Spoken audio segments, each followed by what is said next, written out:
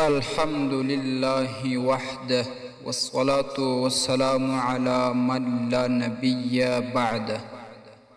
معززو قدرمندو ورونو یو ورور پوښتنه کړې ده چې که چیرې د یوې زنانې خاوند وفات شي او دا تر عیدې وروسته د بل چا سره واده وکړي، نو دا زنانه هم بیا وفات شي، اوس به د قیامت په ورځ په جنت کې دا ښځه د کوم خاوند سره وي، د اول سره که د دویم سره؟ الجواب وبالله التوفیق حامدا ومصلیا. محترمه، په دې کې د علماو دوه قوله دي.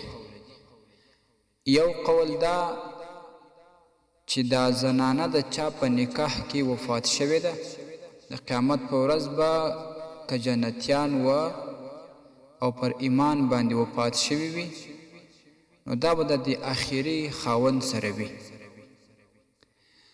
دویم قول د علماو دا دی چې دې ته به په جنت کې اختیار ورکول کیږي چې د دې کم یو خاوند خوښ و په دنیا کې، د کم یو سره ښه ژوند تیر کړی او کم خاوند ښه اخلاق ورسره استعمال کړي دي او کم یو ښه سلوک ورسره کړی، نو دا چې د هر خاوند څخه خوشحاله وه چې اختیار ورکول سي چې هر خاوند یې خوښ و، دا به په جنت کې د هغه خاوند سره به وي او دا به د حورو سرداره وي، د حورو مشره به وي چې کومې حورې جنتیانو ته ورکول کیږي. امام ابواللیث السمرقندي رحمه الله په خپل کتاب بستان الفقه کې دا اقوال د علماو نقل کړي دي او بیا د دې دواړو اقوالو باندې احادیث هم نقل کړي دي. دا دواړه قولونه چې کوم د علماو دي هر طرف احادیث لري، دواړه طرفه قوي اقوال دي.